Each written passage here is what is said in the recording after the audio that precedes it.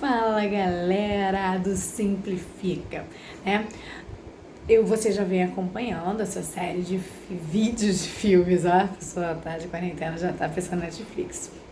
Essa série de vídeos gravados aí pra vocês, né, com o objetivo de que vocês não fiquem parados, né, sem estudar, sem ter conteúdo novo, mas também sair só lendo, estudando, às vezes sem o olhar do professor, sem aquela dica, né, fica meio complicado.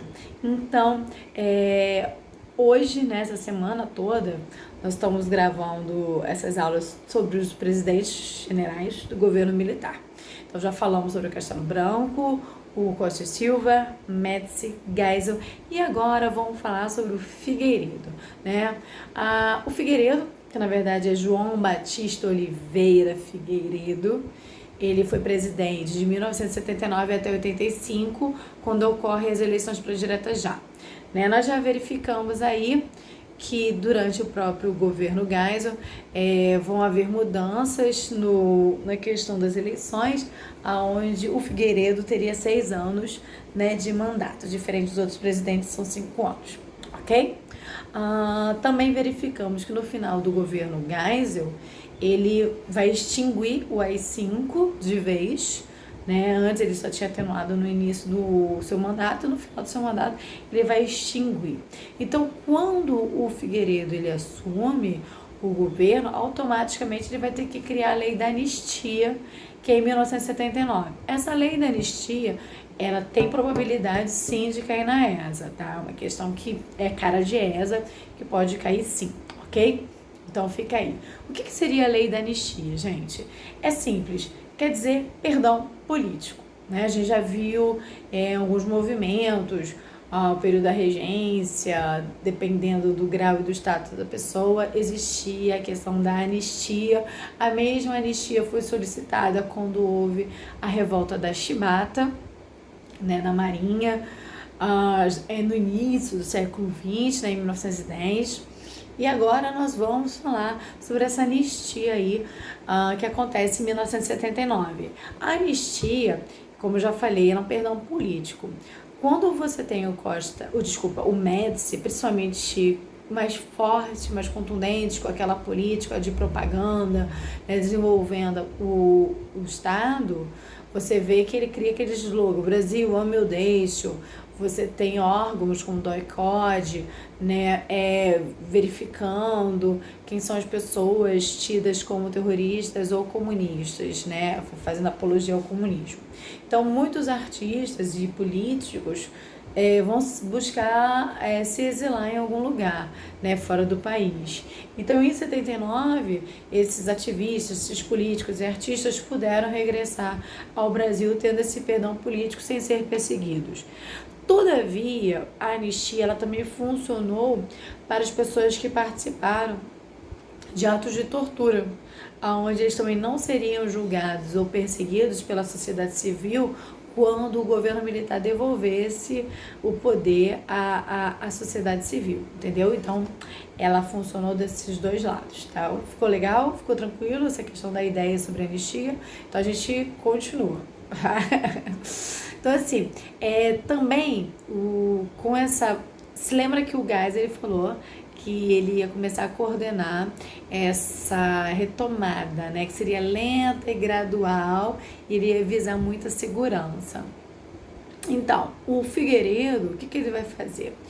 Ele vai acabar com a extinção, né? Porque até então, quando a gente tem o governo do Castelo Branco, a gente tem a criação do bipartidarismo, né, onde os partidos de esquerda vão compor o MDB e os partidos de direita da situação vão compor a Arena.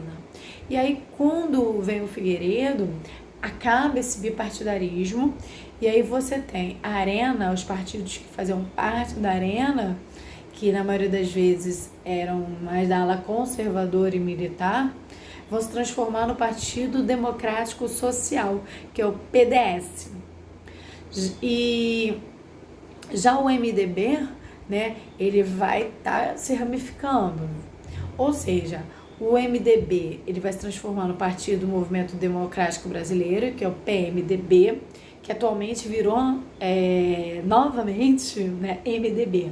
Mas então assim, já na década de 80 o MDB ele vira PMDB, tá? Aí você vai ter o regresso, o retorno do Partido Trabalhista Brasileiro, que é o PTB, onde o Leonel Brizola vai estar como líder. São partidos criados pelo Getúlio Vargas. Além do PTB, você vai ter o Partido Democrático Trabalhista, que é o PDT, que também tem essa linha aí do Brizola, né? E você também tem isso aí sendo criado pelo Vargas, no período Vargas. E o Partido dos Trabalhadores, que é o PT, onde o Lula, que nós vimos, ele já vem se transformando numa personalidade sindical nas greves gerais do ABC Paulista, ainda no governo Geisel, que essas greves vão se estender, e esses movimentos sindicalistas se estendem no governo Figueiredo, tá? E também temos a criação do Partido Popular, tá? Então esses partidos, eles começam agora a crescer, porque está havendo essa abertura lenta, gradual e segura, como disse o Geisel. Então, assim, esse processo de reorganização do cenário político brasileiro não era bem visto por alguns conservadores e militares, né? Eles acreditavam que ainda não era a hora certa para abrir o país a essas ideias civis democráticas.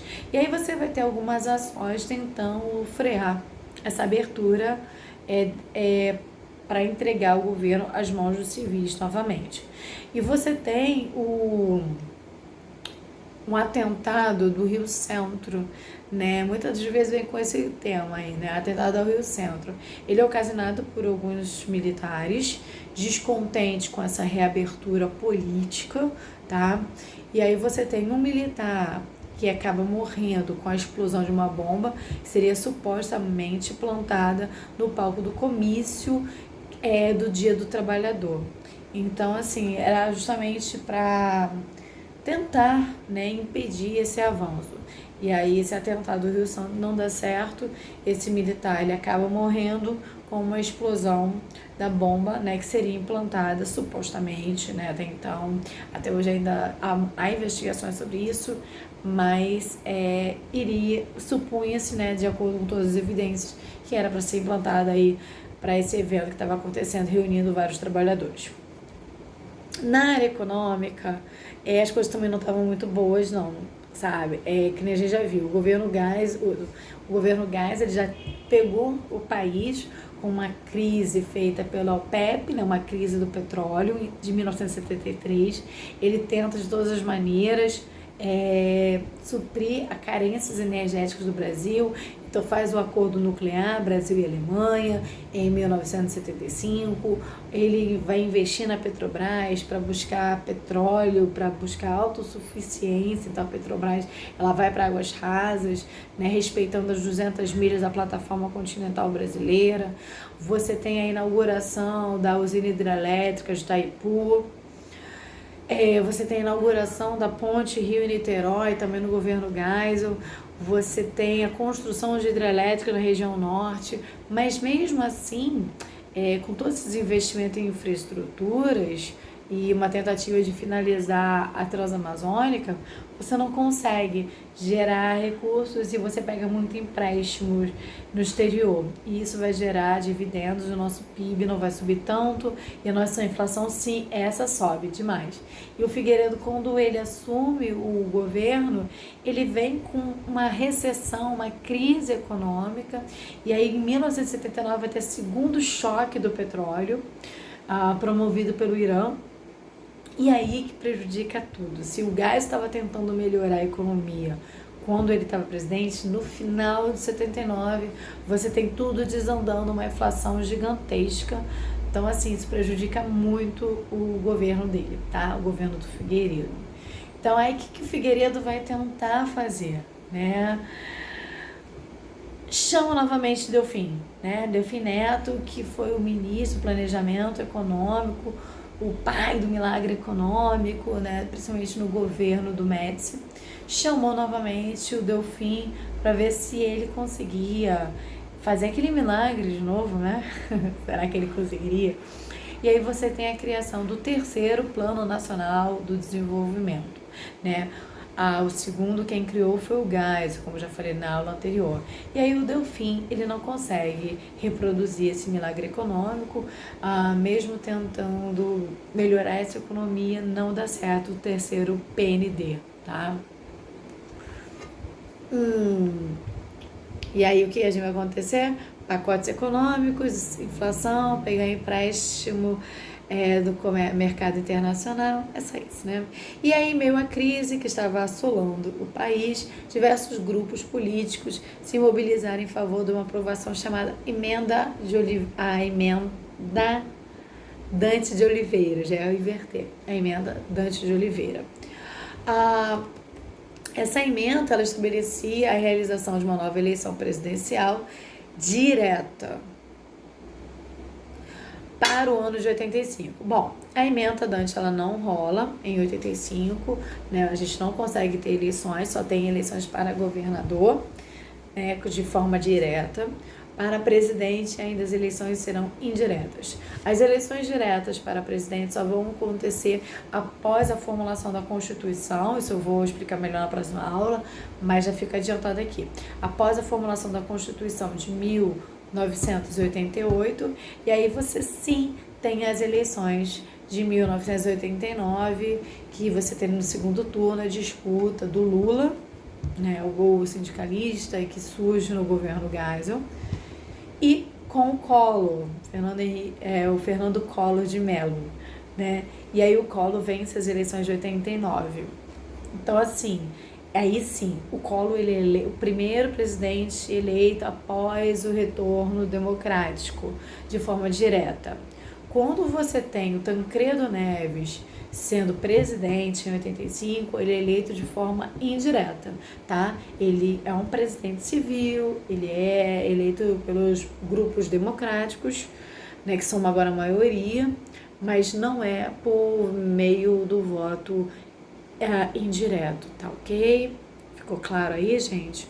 Então, no entanto, o presidente, mais umas segredos do Brasil, né?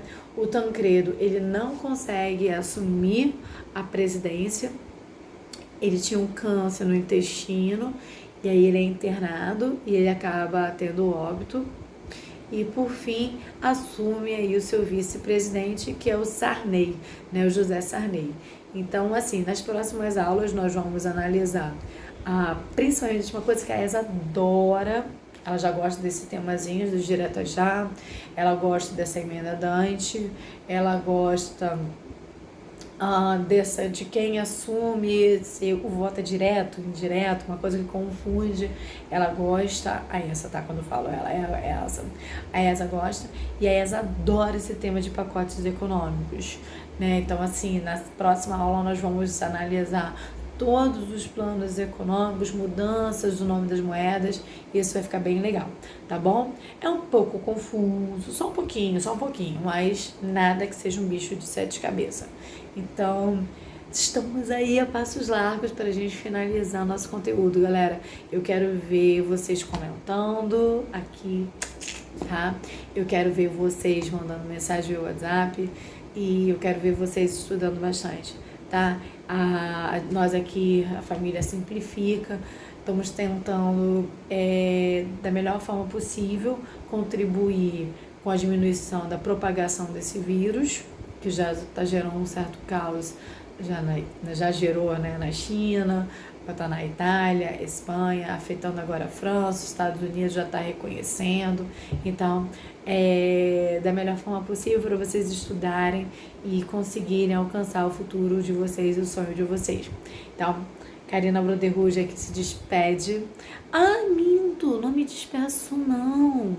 Vamos fazer uma revisãozinha básica sobre todas as obras desenvolvidas durante o governo militar, porque tem muitas pessoas que falam o seguinte: o governo militar foi maravilhoso porque construiu muitas obras.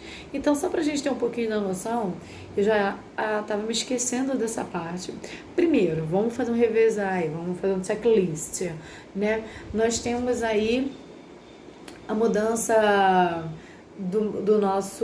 das nossas milhas marítimas, né, de 12 quilômetros para 200 milhas marítimas. Esse aí é um decreto que acontece no dia 25 de março de 1970. E isso contribui muito para a Petrobras alcançar, né, a sua suficiência, né, do petróleo, indo para águas rasas, depois águas profundas e atualmente da profundas com pré-sal e pós-sal, tá? O Proálcool também é um programa criado durante o governo Geisel, devido aos barris de petróleo terem triplicado o valor. Isso contribuiu muito para o nosso déficit econômico. O que o Geisel faz? Ele desenvolve essa tecnologia para você colocar cana-de-açúcar, o etanol, misturando com a gasolina. Então, 20% de etanol seria misturado à gasolina. O que a gente tem aí, né, quando você vai nos postos de gasolina, é etanol. Durante o governo Geisel é Proálcool, tá? Onde você adiciona 20% do etanol à gasolina, tá bom? Então, temos essa criação também aí durante o governo Geisel. Você vai ter aí a descoberta da Bacia de Campos.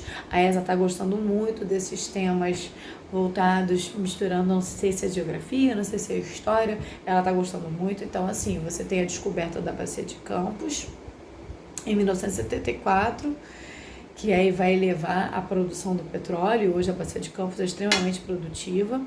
Você vai ter a construção do Aeroporto Internacional de Guarulhos, também durante o governo militar.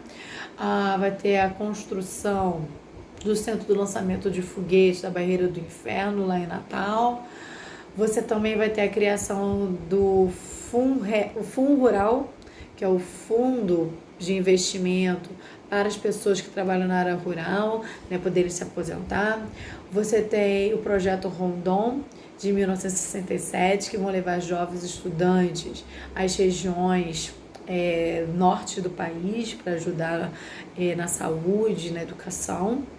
Você vai ter também a construção das hidrelétricas, a binacional, que é de Itaipu, né, que pode ser gerenciada pelo Paraguai e pelo Brasil, como uma forma de pedir desculpas pela Guerra do Paraguai. Você tem a construção do Curuí, que fica no Pará, né? A de Itaipu fica ali no Paraná. Tucuruí fica ali no Pará.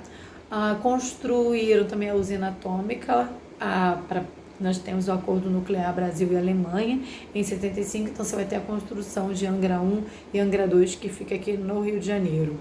Também temos a construção da ponte do Rio-Niterói, como eu falei, ela é inaugurada em 1974, durante o governo Geisel, e vai se criar o BNH, que é o Banco Nacional de Habitação, onde você contribui, né, para a construção de casas para as pessoas menos favorecidas, então, e baixa renda. Então, assim, são uma das obras, são inúmeras, como a questão da Transamazônica, que o governo militar vai estar desenvolvendo, tá? Espero que essas aulas tenham sido extremamente elucidativas para vocês. Boas aulas, bom estudo, tirem dúvidas, estou aqui. Um beijo para vocês. Família Simplifica agradece.